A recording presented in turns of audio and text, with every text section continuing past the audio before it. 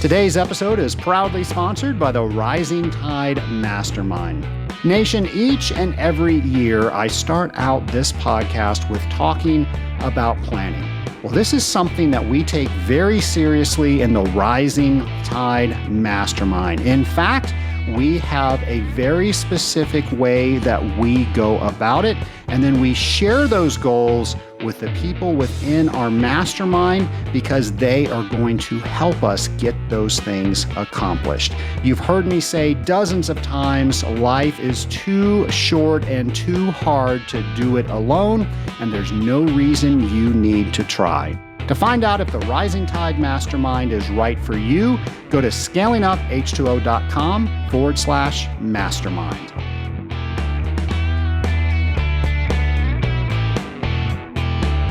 Welcome to Scaling Up H2O, the podcast where we scale up on knowledge so we don't scale up our systems. My name is Trace Blackmore, the host of the Scaling Up H2O podcast, episode 298, so close to 300. And if you've been a long-time listener, you know we are well over 300 shows. For some reason, I thought it would be genius to play around with the numbering of our shows. So we had 11.1, 11.2, because they were all related. I don't know why I did that. There's a lot of things that we start out and we think we are doing something because we're putting our own little spin on them, and there's just no reason to do that. So our show numbering is evidence of that. I haven't counted exactly how many shows we are. I know we're over 300, but we decided when we finally got our wits about us, and I say we, it was me, and decided to just count the shows one at a time, we decided that we were going to keep all the points the way they were. So we're officially at 298. That means in just 2 more episodes, we will be at episode 300. And folks, that is a milestone to have a podcast that's been on the air for 5 years, to have a podcast that is almost 300 episodes. That's pretty cool. And again, I just want to use that for encouragement to everybody out there because we all start something new. And when we start something new, it's the first time we've done it. And a lot of times we're doing it a lot out of faith, and we don't have a lot of experience, if any, to back that up. So let this podcast be inspiration to you that the first step is the hardest. You're going to make some mistakes. You might number whatever you're doing weird, but you're going to learn from those mistakes and you will get better. But it starts with that first step. So here is my ask to you. What is that first step that you need to take on that one thing that you want to do that you have not done yet? Folks, it all starts with one step, and pretty soon you'll be doing it 300 times. Nation, another number that I want to shout out is the number 37. We are ranked number 37 in Portugal of all podcasts that are listened to there. Never thought that would happen when I started 298 episodes ago when I had no idea what I was doing. So thank you, Portugal. I am just amazed that we are number 37 in Portugal, and we have so many listeners there. So for everybody in Portugal, thank you for listening. For everybody in the Scaling Up Nation, thank you for listening. Thank you for letting everybody you come in contact with that's in this industry that we have a podcast just for us, and it allows us to know that we're not by ourselves. We're not just driving from account to account and nobody else is doing that. Well, when you listen to the Scaling Up H2O podcast, you know that there are other people listening. You know that there are other people out there that are doing the same thing that you are doing. And that means we are part of the community, and that community is called Scaling Up Nation. course, if you want to know what's going on, you can go straight to our show page, which is scalinguph2o.com.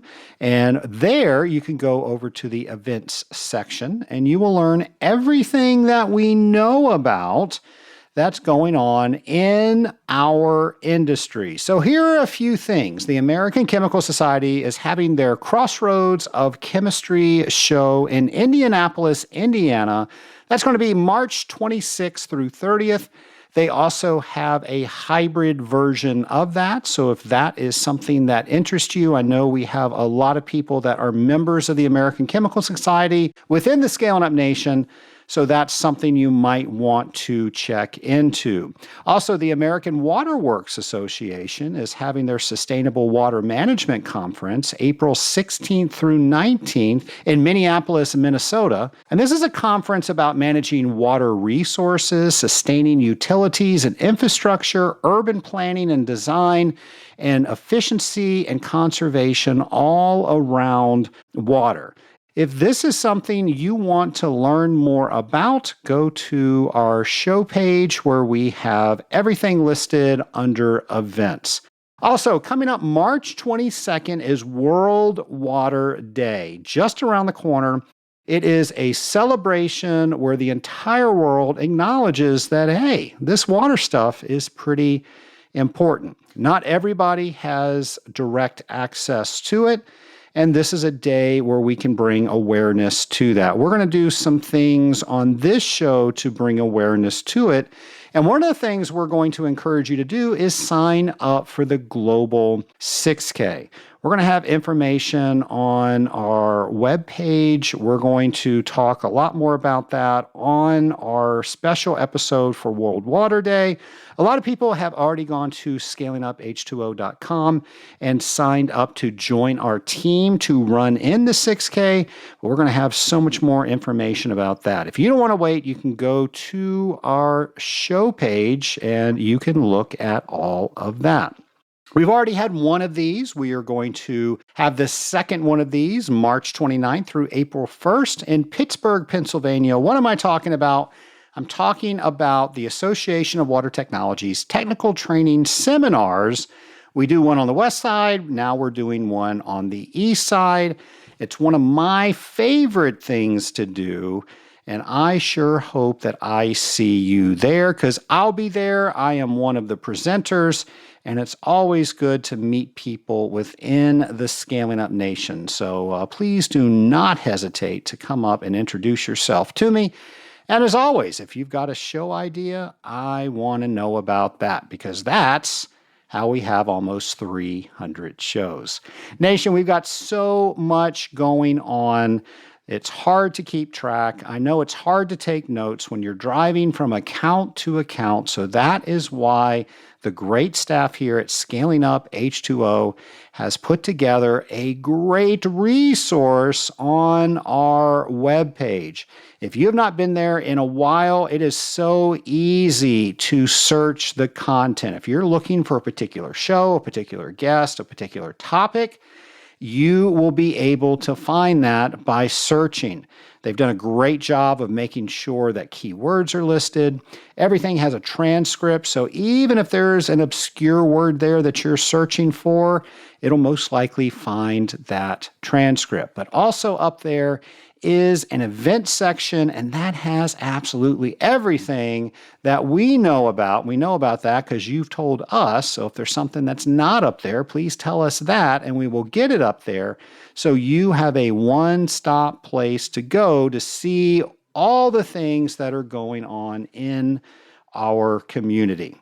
Now, before we get to our guest, we are going to go to everybody's favorite segment. Of course, that's Periodic Water Table with James. Hello and welcome to the Periodic Water Table with James, where we think and learn about water chemistry drop by drop. Please use your week to search online, ask your colleagues, or even pick up a book to learn more about each week's periodic water table topic.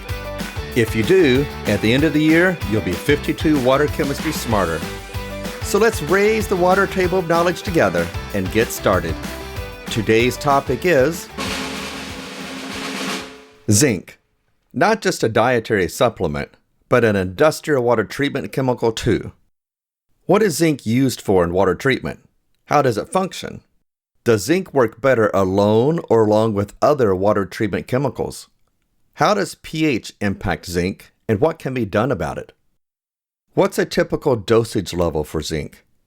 What could happen if it is overfed? How about underfed? Are there any restrictions that may prevent the use of zinc? Do any of the products you currently use have zinc in them? Can you test for zinc in the field? If so, how?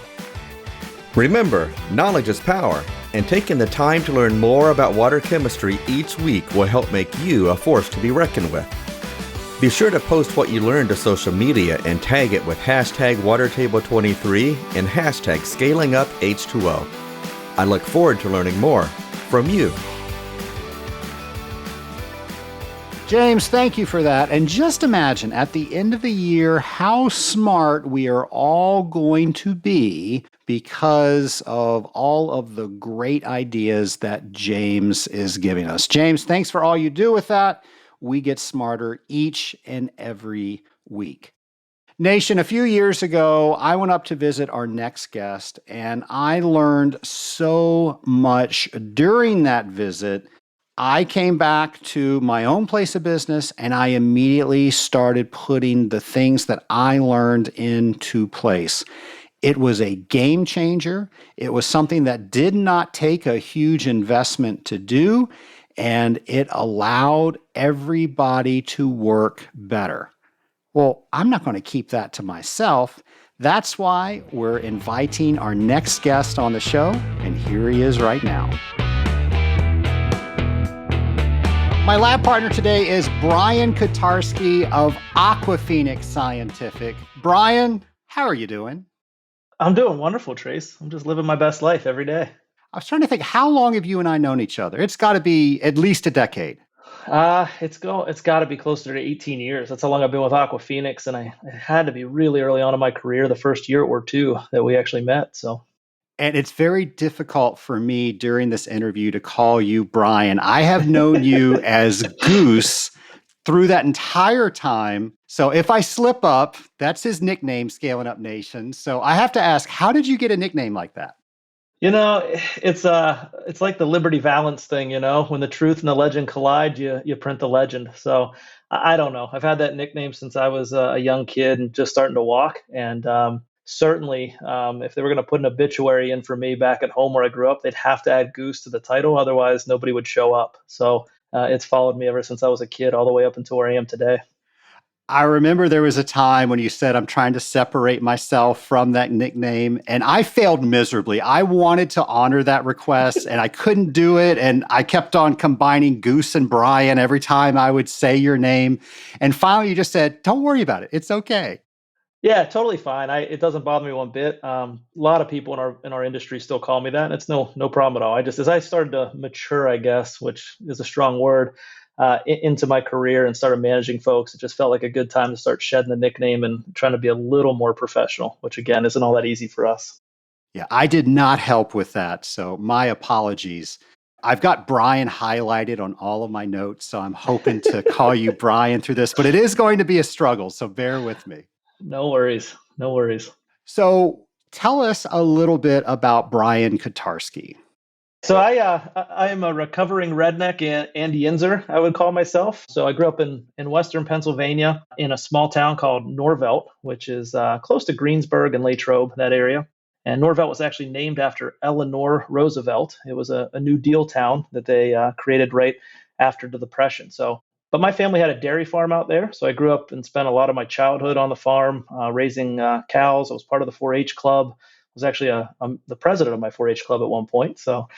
But I think growing up on the farm, you kind of learn to be a little bit good at a lot of different things. So I'd say I was an inch deep and a mile wide, always learning from my family, my grandfather, my uncles on how to be resourceful and solve your own problems. So from there, I ended up somehow randomly in central Pennsylvania for college. I went to Elizabethtown. And while there, I met a guy named Frank LaCrone, and completely changed the trajectory of my life. So I met him when I was a junior and been working for him ever since. And that would have been, in 2003. So now I'm at AquaPhoenix Scientific, worked my way up through that organization, and I recently took over as our vice president of sales there. It's an incredible story. I love it when people find what they want to do early and they stick with it and they just excel at it. Yeah, no, and I think it plays to what I enjoy, right? I had no idea what I wanted to do when I went to college. I thought you could be a teacher or a farmer because that's what my parents did. And fortunately, like I said, I kind of ran to Frank. And in the early years of our company, I got to do a lot of different things, wear a lot of different hats, and spend a ton of time on our operations, continuous improvement, all those things. And eventually led me again to where I am today. AquaPhoenix has definitely changed since its inception. Can you take us through some of those changes? Absolutely, yeah. So I want to say I was maybe the eighth or ninth employee there. I don't know if we had more than 10 when I first started in 2005. And since then, we've gone through three different buildings. We're now on to our third since I've been there. We just expanded that one. We now have 300 employees because of a recent acquisition with Chemetrix in Virginia. And our main facility in Hanover is 300,000 square feet now. So when I see kind of where we started and where we got, I still shake my head sometimes and think, how did we do this? Those early years, it was like duct tape and horsepower, and let's figure this thing out. And somehow we pulled it together into I would say, almost respectable business. Now, I'm going to say this, and I hope you don't get inundated with requests for it, but one of my favorite things, one of my favorite stories about you and your company is I grew up in Virginia. We had Utz potato chips. We moved down here to Georgia. Now we can get Utz potato chips, but we used to not be able to do that. And they were just such a childhood memory. And my favorite thing of all time are the crab Utz potato chips. They have Old Bay seasoning on them. You learned about this, and then for the longest time, my packing material inside all the shipments you sent were Utz potato chips. It was just fantastic customer service. I could not wait to order more stuff from you so I could get potato chips. Yeah, you bet. Anybody hit me up, send me a message, give me a call, and I'll try to get some chips sent out to you in your next delivery. Maybe not with your chemicals. I might send us a separate box these days, but yeah, no, absolutely. Yeah, when I came up to visit you, you actually took me to the plant, and oh my gosh, to live near there. First off, there are potato chips and there are Utz potato chips, and they are by far elevated from anything you think you have had. But all the locals there have these big tins, and they just go in and fill these tins up. They're like, oh, that's like 30 cents. I mean, they're hardly anything. Yeah, no, and there's also a rumor, and I haven't proven it to be true yet, but I've heard that they have some women that work on the production line that have been there forever, and they pick out the perfect chip off the production line. And for special events or corporate gatherings, they actually have a tin of perfect potato chips for it. But again, I don't know if that's legend or truth. I still haven't gotten to the bottom of that one. It's what I've heard anay. I love that. Who ate the perfect chips? Somebody. I thought you had the tin. Yeah, I don't have them. No, they never gave them to me. So. Well, let me ask you about what is it like now? You've been in every position in AquaPhoenix. Now you're in the sales management position. What is that like? It's different. Every role that you go into is going to be a little bit different, but I just feel so fortunate that I was able to come up through our business and grow with it, because you understand the various parts and pieces, and, I still get them wrong every now and again. There's things that I think are a great idea in my mind, and then we figure out later on it wasn't. But, pouring the chemicals on the floor, being down there and working orders out the door, doing customer service, all those different roles, I think really helps you get ready for a role like this.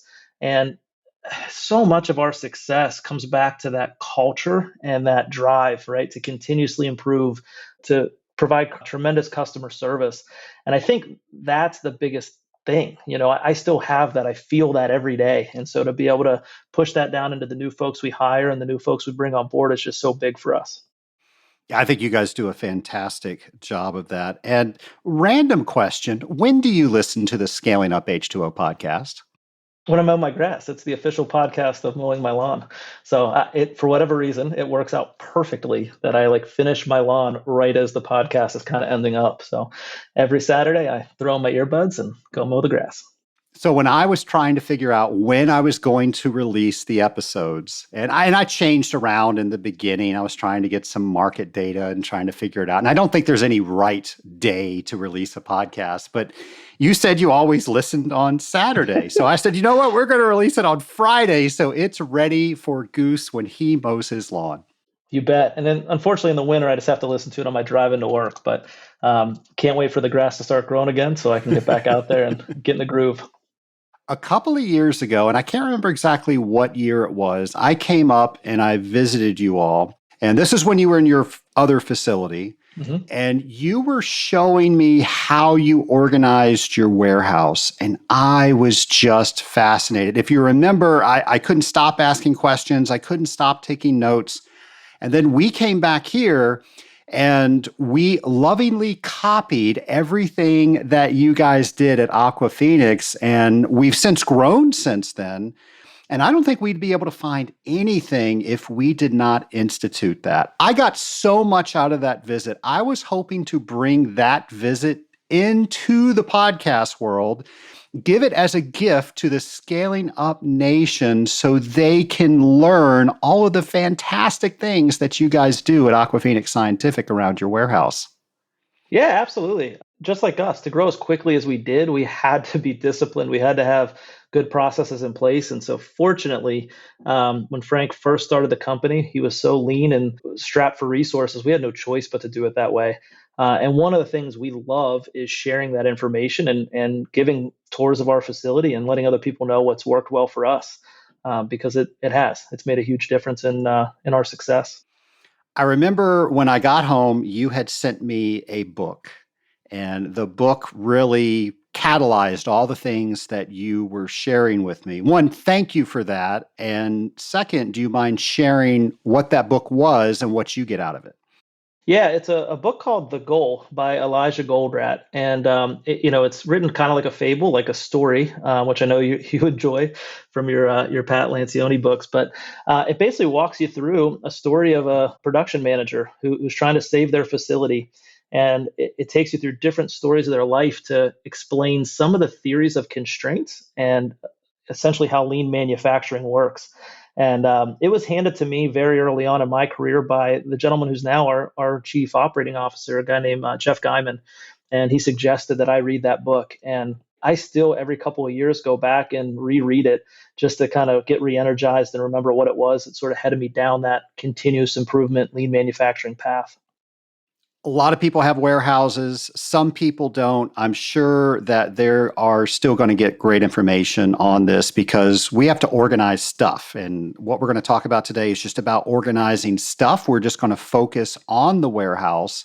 But let's face it, there's some warehouses that I think manage the people, and then there are people that manage their warehouses. So maybe let's start with that. Somebody, or maybe we would use you as the example, realize that something needs to be done. What do you do then? Ooh, so I think the first step is you nailed it. You have to recognize it and own it, right? Like you have to actually appreciate that, look, this isn't working. We have to do something different. And that's not easy, Trace. A lot of leaders and owners and key people at organizations, they have some of that, not invented here mindset that if they didn't come up with the idea, it's not good. And I would say that is one thing at AquaPhoenix we don't have. And from the beginning, we haven't had that. It's been everybody has a voice. Let's figure out the best way to get something done. And if we find an issue, let's celebrate it. We find a problem, let's call it out, right? And then focus on how do we fix it? How do we make it better? And so that's kind of like I said, I think that is step number one is identifying it. And then beyond that, it's okay, how do we fix it? Let's get creative. Let's think through it as a group and how do we solve that issue? And one of the other big things is get help outside your org, right? Find somebody with an outside set of eyes who maybe has experience in this that can come in and help you organize what it is you're doing so that you make it a repeatable and sustainable type of a practice. When I was visiting you, I saw something called a CSI board. I asked you questions about it, and you were like, oh, they're having a meeting right now. Come on in. Tell the Scaled Up Nation what that is. Yeah, so that stands for concerns, suggestions, and improvements. And it was basically a board. It was an idea that Frank kind of had, that it was an easel with a pad of paper on it. And employees could go up and write down any idea they had to fix something in our facility. And when I say anything, I mean like the toilet paper's, not soft enough. Like if that's something that is annoying somebody at the office and we can fix it, then let's do it. Let's take care of it. What's funny is since then, we've actually gotten away from those because they started getting a little bit stagnant, a little bit stale. And so we now have a continuous improvement manager, and he's kind of changed things to where he has this up theme from the movie Up. So he puts on like an aviator mask or aviator hat and these aviator glasses or goggles or whatever. And our employees now have ideas. They go to him with the ideas, and so we can implement them quickly and more rapidly. So instead of just writing ideas down on those CSI boards and then once a month meeting and trying to figure out how we implement them, we've actually kind of scrapped them and taken them off the production floor.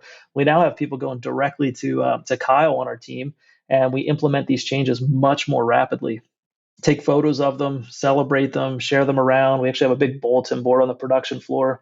And I looked just yesterday, we had 400 plus suggestions that came in last year.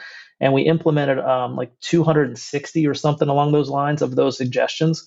And some of them are big and some of them are small, but they all have a growing effect and eventually improve everything that's happening inside the facility.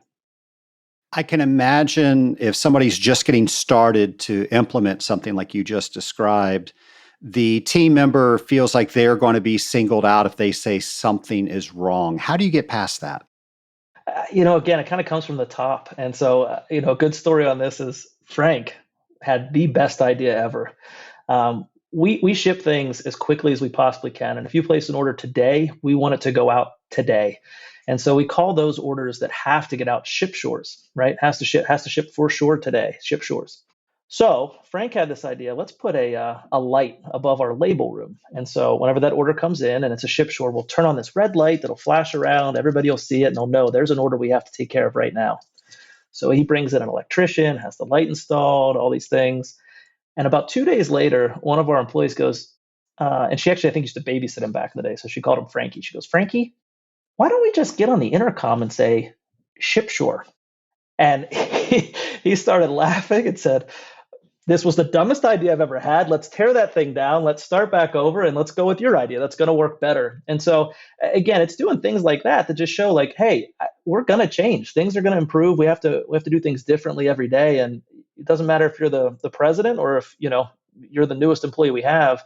If you have a good idea or a bad idea, we're going to either implement it or we're not, right? But either way, we have to give those and have to try things. So, for somebody that says, we want to hear your ideas, we're going to consider them, what if the idea maybe isn't the best idea? How do you report back to the person saying, thank you for the idea, but that's not something we're going to change? It's just that, truly. And it's also, they may have an idea that gets you halfway to where you want to get, implement it, do it, right? Get the little win, get halfway to the goal you're trying to achieve, celebrate it, and then continue to improve beyond that. But it is the communication part. Even if the worst thing you can do is ghost somebody, right? They give an idea, you don't implement it, but you never even tell them thanks or here's why we didn't do it. So it is the communication part that's really important. I remember when you were showing me around your warehouse, everything had an address. And I was just fascinated by that because let's face it, in water treatment, we have so many different parts. Not everybody can know what they are. They definitely can't know where they are. But now you've implemented a system, which we totally copied, by the way, and everything in here has an address. So I can't remember, was that UPS or FedEx? Yeah, so that's what I was going to say is, part of it is going outside your organization and getting some help from other folks. And we've used a number of different organizations to help us over the years. But one of the, I think, big projects we did early on was we brought in UPS and they helped us with a process redesign where they went through and analyzed everything in our facility. They brought in industrial engineers to help out with that. And it was a big project. And part of it was, hey, you need to completely change the way your racks are set up. You need to change all the numbering systems you have, which was substantial. I mean, talk about change management and being uncomfortable. It really kind of pushed our team to do a lot of different things, but it was good. It almost ripped a Band-Aid off for us and got us more comfortable with that kind of extreme change. But it also taught and educated our internal teams a lot better too, to understand and how to identify those things. So yeah, through that, we just did different things on how we label our racking, how we number the different slots and locations, how we organize our inventory to make it more efficient to pick it, looking at ergonomics and things like that. And I think it really helped kick off that lean journey that we started, and they call it a journey because it never ends. That was, gosh, probably 15 years ago we did that the first time, and we're still trying to improve everything every day. It's amazing how much that helps. Somebody that runs an office that needs to run out into the warehouse to check to see if we have the part, they've never seen that part before, but they know where the address is. It's amazing how much that can help your facility. Yeah, and again, it goes back to lean manufacturing, right? Like lean principles, and trying to eliminate those 8 deadly wastes. The downtime acronym that they use to describe all the wastes, and travel being one of them. If you have to walk out and look for things, or you can't find it, and you're wandering around the warehouse, that's all non-value add time. That's time you could have spent picking an order that was going to ship, or working on an order, or answering a phone, taking care of a customer, something like that. I have to ask, what's the acronym? Oh gosh, I know you're going to put me on the spot. All right. The acronym is downtime. And these are what they call the 8 wastes of any production process. And so what this means is, in the lead time that you have to get something out the door, so from the time you get an order to get it out the door, customers want to pay for the value added time versus the non-value added time. And typically, of the lead time, 95% of that is considered non-value added time. And you can identify these by using the acronym downtime. So here we go. The D is defects. So that's any sort of defect or error in what it is you're pulling together, manufacturing. So crooked label, loose cap, something like that, right? So D. O is overproduction. And this is probably the worst waste because it amplifies all of the other ones. So if you have a defect and then you make too much of it, now you have that defect on even more product, right? So it's overproducing or putting too much inventory in place. All right, DOW, waiting. W is waiting. So that's where, if you think about in a process within a warehouse, if the people who are going to do the work on the production floor are waiting on inventory to be received in, let's say at the dock, that time that they're spending waiting on that product is all wasted time. It's gone. And non-utilized people skills. I'm actually coming up with these from memory too, by the way. I don't have it written down. You're doing great. Non-utilized people skills.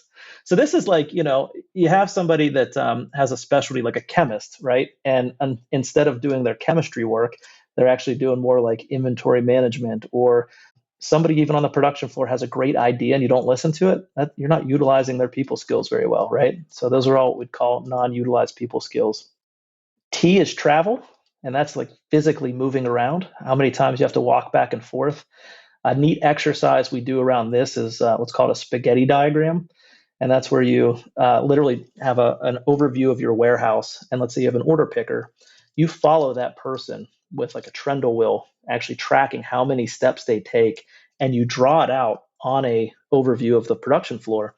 And afterwards, it looks like a bowl of spaghetti because you have all these lines going all around the page. But it is unbelievable how whenever you go through that process, people realize how far they really travel just to get something done. In their minds, they just walk here and walk back, but that's usually not how it goes down. So travel is a big waste. Inventory. So inventory is, again, just having too much or even too little. So if you have too much inventory, it eats up cash. Those are dollar bills on the shelf. If you have too little, you are holding up orders. You're not servicing your customers, not taking care of them. So TIM, motion. So motion is similar to travel. And in this case, it would be like the smaller motions you make. So if you're standing in one place and you have to reach all over to grab the tape gun, the screwdriver, the utility knife, all these things, we want to try to limit that motion as much as we can. So we're not reaching all over the place. And ergonomics kind of comes into some of that as well. Even with our racking, like we look at how we stock things on the shelf, we put the highest moving items right at arm's height, as opposed to the slower moving items we put up high or down low, so you're not going to those quite as often, just eliminating some of those extra motions. And E is going to be extra processing. And so this one is one of my favorites, and really all of them for that matter. It comes back a lot of times to that worst saying in the world, which is, well, that's the way we've always done it, right? So extra processing is, that extra label you put on something, that extra box you put on it, these little tweaks and things you're doing that don't bring value to the product or how it's used, but you do it just because you assume that's what your customer wants or you think that's what they're asking for. And sometimes when you have those conversations, you realize they don't want it. They take it out of that bag and throw that bag away. So why are we even putting it in the bag in the first place? Let's, shave out some cost and share those savings with everybody. So downtime, there you go. I remembered them all. All from memory. Very impressive. That's right. A lot of years of doing it. As you were showing me your addressing system, I remember you shared a story that I don't remember if you guys lived it or if it was a warning that you always put the lowest digit on the bottom because it's easier to add on. You don't have to redo if you add more racking. Yeah, we made a lot of mistakes early on, right? So I had this genius idea that we have our shelves be A, B, C, and D. And then, throughout it, we have like slot 1, 2, 3, 4, 5, 6, or whatever, going left to right. And that was one of those obvious things that, we thought was the greatest idea. Then UPS comes in and goes, "You idiots. If you want to add a shelf E, that means you have to now like move everything around." So they were like, put A at the bottom and go upwards. And that way, if you need to add E, just throw an extra shelf at the top and it isn't as hard. So silly things like that you think is such a great idea. But again, you have to be willing to accept that, right? When you make mistakes, great. Celebrate it, win it, let's move on. Let's make it better. Never going to make that mistake again. As I was touring your warehouse, in addition to the dressing, I also saw all these signs around, if you break it, you make it. And you had all these little phrases around, but I remember that one specifically. What was going on there?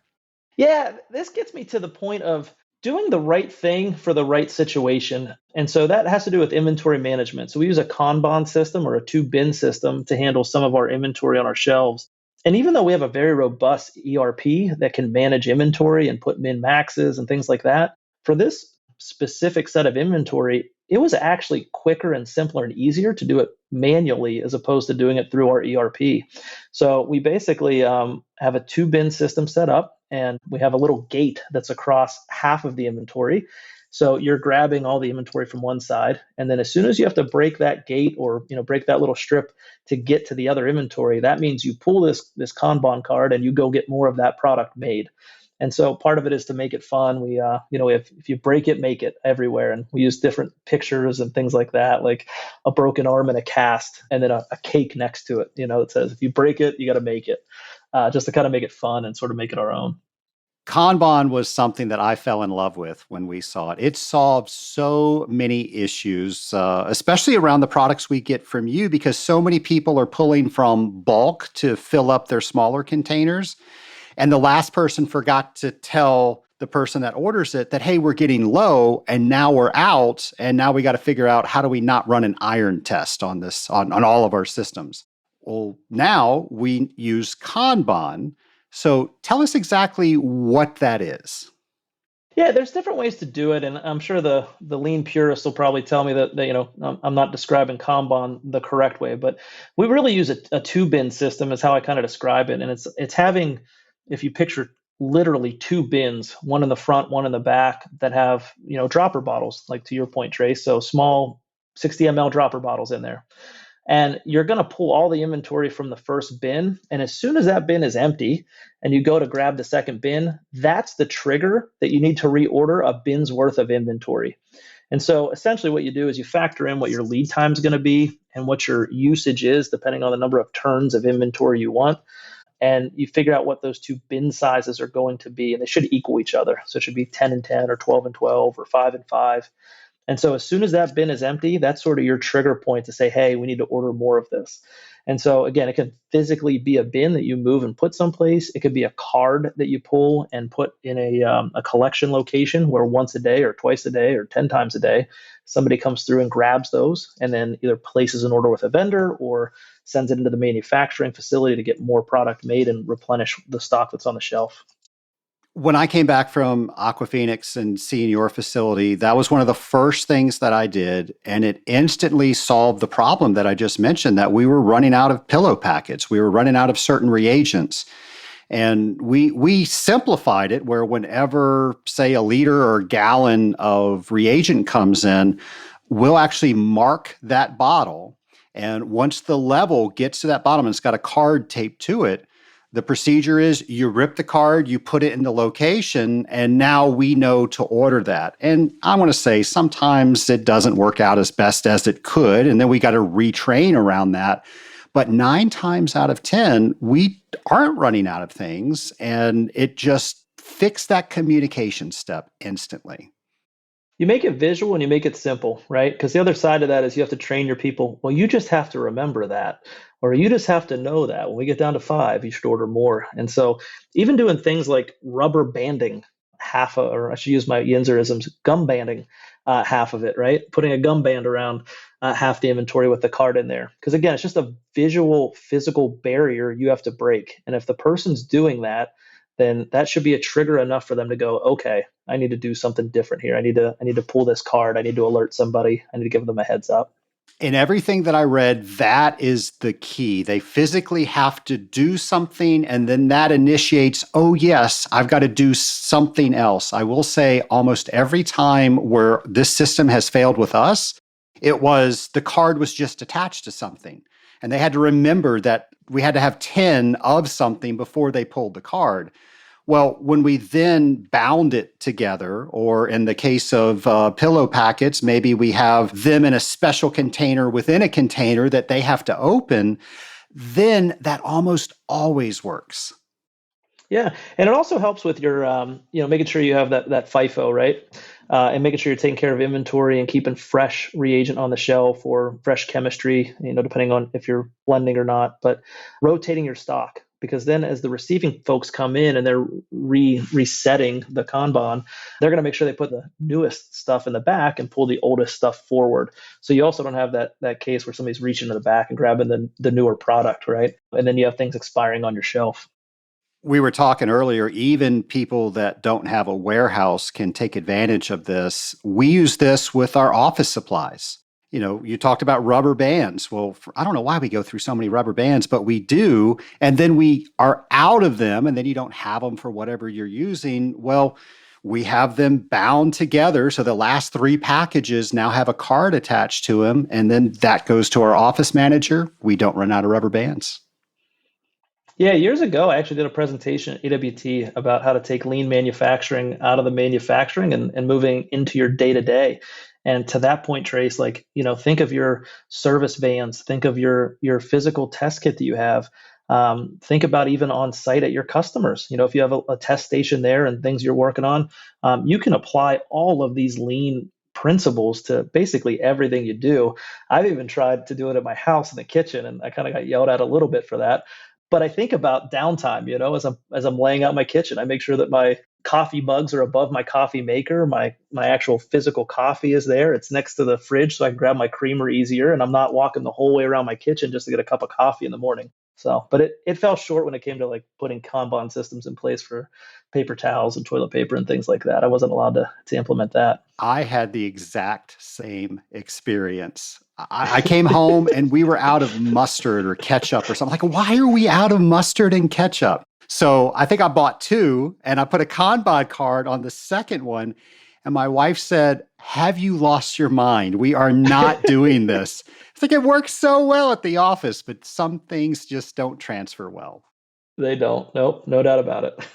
Something that we also found was very helpful. We started putting the address where things are on the Kanban card. We didn't do that originally, and then we had all these mismatched cards that weren't where they were supposed to be. And now if something falls off because the tape, we're in the South, it gets humid, somebody immediately knows where it goes. It just made things so much easier. And that was just something you don't think about until you have to solve, why isn't this where it needs to be? Yeah, color coding, we use that a lot too. So different color cards for things you're going to purchase versus things you're going to manufacture. Different color cards for different vendors, perhaps. If you have 2 or 3 vendors, each one can have their own color. Even putting logos on it, just anything you can think of that'll simplify the process and make it more visual.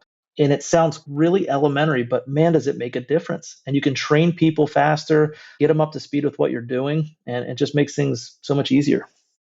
I know we've all had this experience. We're organizing the warehouse, we're doing Kanban, we're putting all these systems into place, and then somebody forgets to do it. And people get frustrated because they put so much work in it. So once the work is done, what's the proper way to make sure the team understands it so they want to do it? Train it like crazy and then make it a daily thing that you reinforce. So again, another lean principle that we use really well is 5S. We call it 6S because we add the extra S, which is safety. But that stands for, and again, you're going to put me on the spot here: sort, set in order, shine, standardize, and sustain. So sort meaning you sort everything out, you get rid of things you don't need. Set in order, a place for everything, everything in its place. So as you saw in our warehouse, we have taped out spots for everything from the tape gun to the skid jack, right? Everything has its own location and it's called out and labeled. Sort, set in order, shine. Shine is cleaning, keeping things clean, eliminating sources of dirt. Standardize is making it the same everywhere. So again, if we're going to implement a Kanban system in one spot, we want to make sure it works seamlessly in another, and we have them as similar things. We're going to standardize it all. And then sustain is that toughest part. That's always the one people struggle with. And think about yourself in your car, for example, right? Like once a week, once a month, you clean that thing. It's shiny. It looks so good. And then for the next week, you let it just get gross and dirty, and you have like takeout bags in there or whatever. So it's really that sustain part of it. And what we do is every day for the last 15 minutes of the day, all of our folks organize their work areas. They make sure they're back in the spot they need to be so that the next day when they come in at the very stroke of 8, they're ready to hit the ground running. They don't have to look for products. They don't have to find things. And we have our team then go around and spot check as well. So they'll score themselves each day. Did I check all those boxes? Are they green? Is everything set in order, shine, standardize, sustain, and safe? And if not, then we make notes and say, hey, and red isn't bad, by the way. And that's one of the things that we call out all the time. Just because it's not green, it's red. That's okay. That's good. It's an opportunity to improve. Why? Why did that happen? And we focus on the process, not the people with these things, right? What about the process broke down that didn't allow you to be successful? And now let's fix that. Brian, several times you've mentioned use your resources. What are some resources we should be using? First, as water treaters, you're always in manufacturing facilities, or at least oftentimes in manufacturing facilities. So if you notice that they have a lean program in place, steal the ideas, Like I did. yeah, what does research and development stand for? Rip off and duplicate. So yeah, take those ideas, ask questions, and start to build out that network of people that can support you with that. Just having an outside set of eyes walk into your facility and walk around with you and look at what you're doing, they can suggest things or give you ideas. And one of the places we've gotten a ton of help is through an organization called Mantech. And oddly enough, the Ketricks mentioned this on their podcast with you recently, that they use them for some other family business services. But we use Mantech, and they're part of the Manufacturing Extension Partnership, which is through NIST. And they actually help find funding to support some of the training that we do around lean manufacturing. We still send multiple people a year to their Lean 101 course, where they actually will teach them these things that I've talked about, right? Like 6S and downtime and non-value add time and things like that. But they've been super helpful for us. And through them, we've actually built out a great network of like-minded companies in our area. Hanover, oddly enough, is just a hotbed of manufacturing. It doesn't make sense. It's in the middle of nowhere, Pennsylvania, but so many different types of manufacturing there. And so now we have this great network of like-minded organizations we can reach out to and say, hey, can I come check out your facility and see how you're handling Kanban? Can I come see how you've implemented your success program? Whatever it might be. And so we work with them on that. And through that, we actually have tours of our facility too. So we'll have 20 practitioners of lean come through our facility and tell us things that they noticed that they liked and things that they think we could improve upon. And so can you imagine having 20 lean consultants come through your facility? It's awesome, right? You walk away with this huge list of things that we can now go and improve upon based off their tour of the facility. What's been one of the silliest things initially you thought you were implementing and it just had wild success in your organization? Oof. Honestly, this most recent thing that they're doing with the up theme to drive our it's taken our continuous improvement program to a whole new level. because these ideas have to come from the production floor. They can't come from, the management team or from, the CEO or somebody like that. It has to come from the people that are doing the work, the folks that are on the floor. And so just having Kyle put on that silly aviator hat and running around our production floor has had such an impact on our business. It's been wild. And then the other thing we do, and you'll love this, Trace, to encourage some of these things too, we give out gas cards. So as you know, we like to use the acronym GAS at AquaPhoenix. And because this is a rated show and I don't want to get you blacklisted, it stands for give a shoot, right? So GAS. And so we give out gas cards to our employees whenever they show that they have it, that they're giving a crap and they're out there working their butts off. So when they have these good ideas, he puts on that silly aviator hat. I'll have to give you a photo of that and hands them a gas card. I love that. That's fantastic.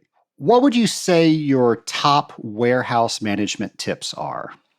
So I guess number one is have an open mind, right? And be willing to admit that you're wrong or that things aren't working. And I think that's one of the first places you have to start. You have to get comfortable with that.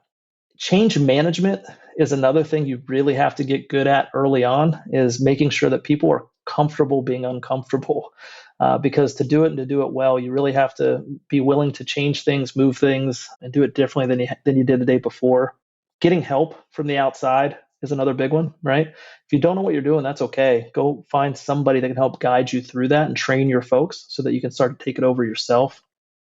Think about information flow as much as product flow. That's another big thing to consider. So, as you're laying out your facility, you're thinking about how material comes in, what happens to it, and how it goes back out, and trying to make that as efficient as possible. But the information part of that is almost as important as the actual material, right? How does the work order get to where it gets, or how does somebody know to order something or to ship something or whatever it might be? So think about those things. Cleanliness every day, like, it sounds crazy, but just having a clean, organized space. And you mention this all the time, even in your test station or in your mechanical rooms at your customer sites. Have it clean, keep it clean. You'd be surprised how much happier everybody is, how much safer it is, all those things that kind of go along with it. And I guess the last one is try things. Don't be afraid, right? And fail fast. So implement quick. If it doesn't work, great. Do something different, try it. But the worst thing you can do is stay stagnant and stay right where you are. You're just never going to move ahead if you stay in that comfort zone. Brian, we've been talking about warehouse management. I know you like to find the next thing to elevate yourself personally. Any tips for the audience on that? The thing I say there is just go get it, right? Like, go look for that information. Don't sit back and say, woe is me, I can't, I'm not improving, or people aren't giving me this information. And there's plenty of places that you can accomplish that. Again, find your local MEP network that can help you with the manufacturing side of things. AWT has been a great spot. I volunteer there. I'm on a couple of different committees, and I head up the young professionals group now. So another great spot. And then I also, part of the mastermind that Trace put together. And so building out those places like the mastermind and AWT, and building that network of folks that you can rely on and ask questions of, I think is just so important. Because it is tough. These things aren't easy. You're doing it for the first time and trying to learn it. So don't make the silly mistakes we did over the years. Ask somebody for help so you kind of avoid some of those and can get to where you're getting a little bit quicker. And if somebody wants to find out more about AquaPhoenix Scientific, what should they do? Check out our website, www.aquaphoenixsci.com, or call me. You'll put my cell phone number in there, I'm sure. I'd love to hear from people. Shoot me a text. Send me a picture if you're doing some cool stuff in your facility. Some neat ideas or things you have on lean principles or lean concepts. I'd love to see that. And I will say, the best hats in all of water treatment. Thank you. We appreciate that. And I will say too, our door is always open. Right. So if you're in the Hanover area, we're about an hour north of BWI, about 45 minutes south of Harrisburg, really close to Gettysburg. So if you're out there traveling to see the Gettysburg battlefield or go to Hershey with the kids or something like that, please stop by and see us. You could give me a 5-minute heads up and we'll walk you through the facility. I mentioned the cleanliness part. We have a joke at AquaPhoenix called Tour Ready. And so we keep our facility tour ready at all times. We have a person who does nothing but drive around on a floor scrubber, cleaning our floors all day, every day, picking up trash, wiping down walls, all those things, so that our facility, any day you come into it, looks like we are ready for our biggest, most expensive, best possible customer in the whole wide world, because our employees are that important, right? We want to make sure it's clean and safe for them. I love that. You know who else does that is Chick-fil-A. You can go into any Chick-fil-A and ask for a tour, and they're supposed to give it to you. Oh, no kidding. I didn't know that. There we Interesting. go. We're learning all sorts of new things. I think we actually got the idea from Steve Dumler back in the day, oddly enough. So I remember going to Texas into his facility with Frank one time, and this is years and years and years ago. But I just remember seeing his floor scrubber there, and Frank and I were both like, "What do you have a floor scrubber for?" And he's like, "Every day we scrub the floor. Just because we have a chemical facility doesn't mean it can't be clean." And so we just kind of both looked at each other like, "Yeah, that'd be cool." So sure enough, we got a floor scrubber, and we've had one ever since. Is it like one of those drivable ones, like a floor Zamboni? Yeah. We started with one of the walk behinds, and then now we have. I think we wore out our first one. We're on our second one already. So it's one of the sit on tops that you just drive around. Yep. Well, Brian, mowing your grass, you have heard these lightning round questions so many times. Now you are in the hot seat. Are you ready to go? I am ready. Can't wait. All right. Question number one. If you could go back in time and talk to your former self on your very first day at AquaPhoenix Scientific, what advice would you give yourself? I would say don't wait for others to teach you or get you to where you want to get. Figure that out. Set some goals that you want to achieve, and then put a plan in place to get there, and go seek that information and do that learning on your own. I was fortunate again to be surrounded by a guy like Frank and so many good folks, but taking ownership for it myself, I think, is something I wish I had done a little better when I was younger. So I'm going to change this question just slightly. What are some of your favorite lean books that we should be reading? So the goal is by far the book to read. If you have no idea what lean is, I would definitely start by reading The Goal. It's just such a good book that kind of gives you that easy guide into it and tells just great stories about Herbie and who's the fat kid who they're walking on a hike, and Herbie's the bottleneck of the hike with the kids. So it's just some good stories in there, and it's a great book. Yeah, so that's on the lean side is The Goal. But oddly enough, I just this year finally got into reading books, which I have not been huge into doing. And I want to clarify, because my fiance will probably listen to this at some point. I don't read books, I listen to them. And she points it out to me all the time whenever I say, "Hey, I just read this book." She's like, "No, you listen to that book." There's nothing wrong with that. I know. So somehow I got on a Jocko Willenick kick. He also has a pretty decent podcast I like to listen to, former Navy SEAL. So the first book I read of his was Discipline Equals Freedom, which was a great book. And he does a great job, I think, of mixing in real world examples, talking about the concept, and then also applying it to business, sort of in that order. So it just, I don't know, it was a really good read. And that led me into The Dichotomy of Leadership, which is another book he read, which again, I just really enjoyed. And now at this point, I'm actually going through Never Split the Difference by Chris Voss, which is a really cool book too. So I got about an hour left to listen on that one. What's been your favorite mastermind book that we've read together? Oh, geez. I think Drew Dudley's book was a good one. I really did. I like that one quite a bit. Just kind of changed my perspective a bit on how I view my days and how I think about life. So I think that was a good one. I like that one. Drew was the keynote speaker at the AWT convention in Vancouver, and we read his book in the Rising Tide Mastermind. And I think his book was a lot of common sense put together, but he did it in a way that you didn't really commonly practice. And my biggest takeaway from his book is how we do core values. And we've always been really big on core values, just like you guys. And he asked the question, what did you do today to fulfill that core value? And I love that.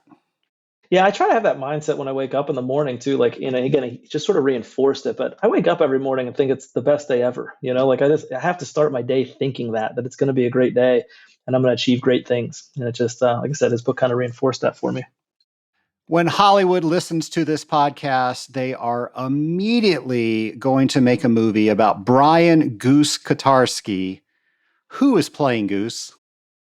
If we could go in the Wayback Machine, I don't know if anybody's done this before, but if we could bring John Wayne back to play me, that would be like the ultimate for me. If I could get a classic John Wayne to play me, that would be great. But if we have to go modern day, gosh, I don't know.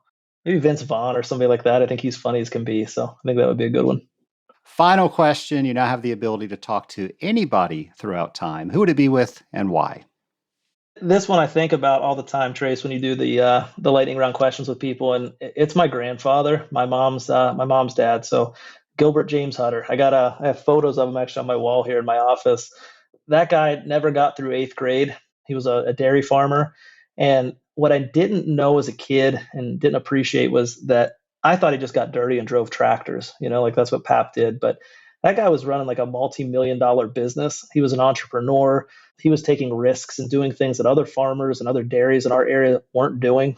We had our own bottling plant, all these things. And so I never had a chance to have adult, grown up conversations with him once I actually understood what business truly was. And I just wish like heck I could sit down with him and talk through some of those things that he did and show him where I am today. And he would just be so proud of me. I know it. So it would be great to talk to my pap. Well, Brian, I want to thank you for coming on the Scaling Up H2O podcast. Without a doubt, I know so many people are motivated to organize and make things easier for everybody, and you gave us some steps to take towards that. Thank you. Yeah, absolutely. And again, it's taking the first step, right? That's what you got to start somewhere. So just recognize the problem and do something about it. Make tiny little improvements, and you'd be surprised how quickly they add up. So appreciate it, Trace. Thank you so much. I can't tell you, Nation, how difficult it was to call him Brian. I've called him Goose for probably 20 years now. And old habits die hard, so I probably switched in and out when I was calling Brian Goose or Goose Brian. So my apologies for that. I tell you, he took the information that we talked about with how to organize and get people to communicate around a warehouse, around a process, and just really ran with it and was just such a wealth of information. I shared with you during the interview and at the top of the show how when I came back from AquaPhoenix, I could not wait to start putting some of those things into play. And immediately I did so. And you have to have a training aspect with that because I was excited. I had all this stuff. And I shared with some people, but not everybody shared with their team. So here's what I learned with that. You got to make sure you tell everybody what's going on, and you can't just do that once. You got to do it again, and then you got to do it again, and then you got to do it again. I heard once you have to do something 7 times on average for people to start getting it to stick.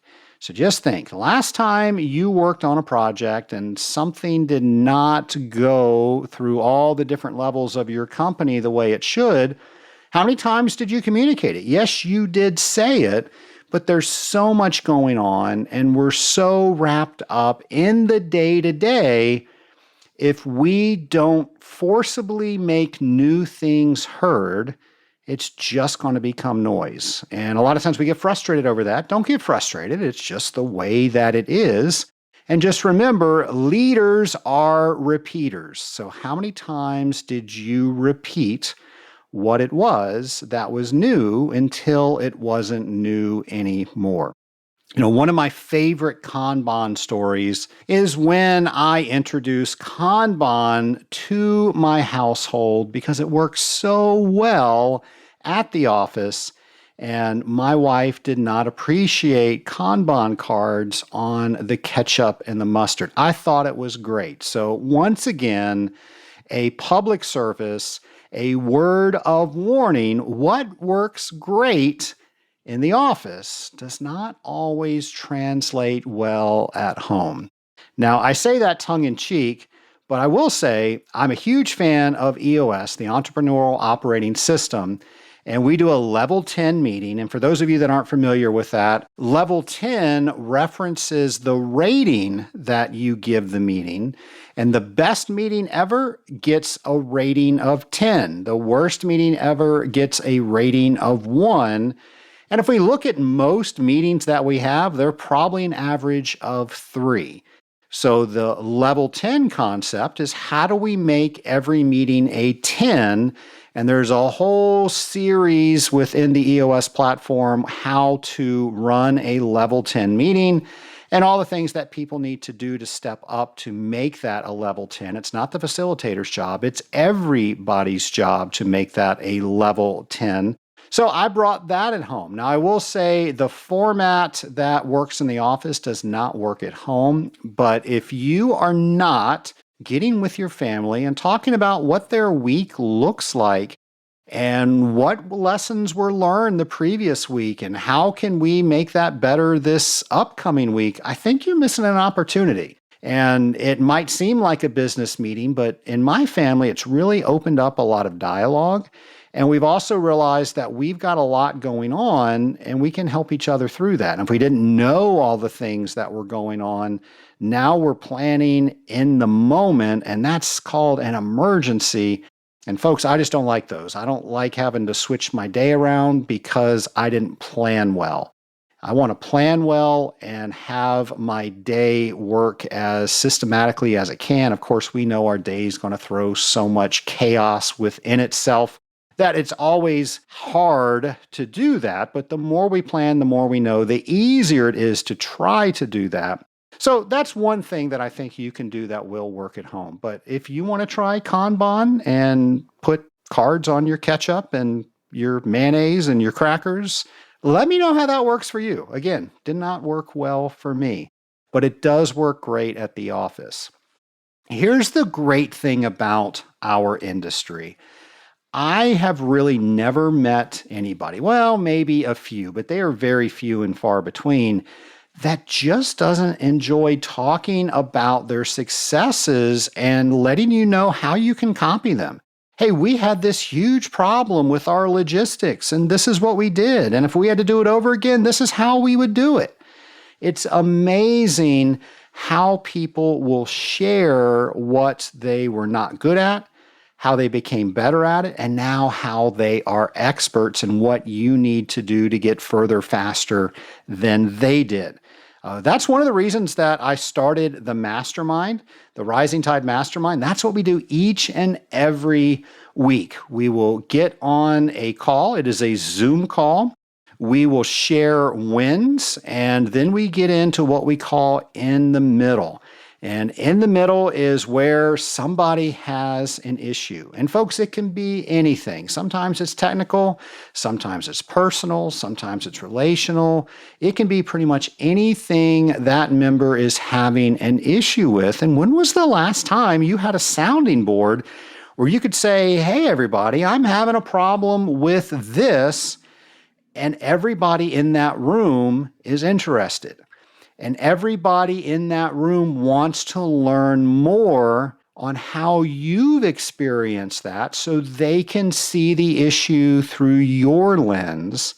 And then everybody wants to offer you advice so you don't have to start from step 1. You can start from 3, 4, 5, or 6. And then you report back to everybody, and they are just as excited that you've solved this issue with you. It's just amazing. So teams is what? Everybody achieves more together. Everybody achieves more. Well, I guess there's some truth to that. But I will tell you what's true is life is too short to do it alone. And there's so many things that we have in our lives that we are doing alone. And folks, you don't have to. So I'm not saying the Rising Tide Mastermind is right for you. It might be. There might be another mastermind that's right for you. There might be another group that's right for you. But I will say if you are going through problems and life alone, you are doing life wrong. It's too hard that way. It's not fun that way. So find a group. Maybe this is the right one. Maybe there's another one out there, but find a group that will help you process all the difficult stuff that you're going through in your life so you can go through it a little bit easier. You can go through it a little bit faster, and you're definitely going to have a lot more fun in the process. Nation, thank you so much for listening to this podcast. Again, very close to episode 300.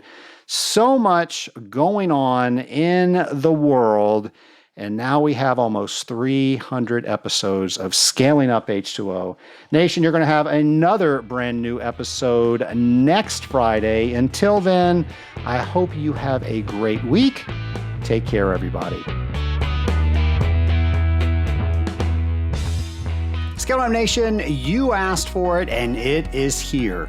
So many of you are taking the Certified Water Technologist examination and you're wanting to get better information on how to better answer the mock exam.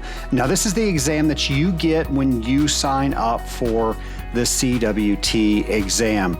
Well, I have heard your request and I've done exactly that. I have recorded a class that has exactly what you've been asking for. It is me answering each one of the questions and letting you know why I chose certain answers. And of course, everybody wants me to do math, and I do all the math on the mock exam. So you can see how to get the right answer. And I hope this is something that will help build your confidence so you can get your certification. You can go to scalinguph2o.com/CWT prep. Once again, that's scalinguph2o.com/CWT prep. Get out there and get your certification today.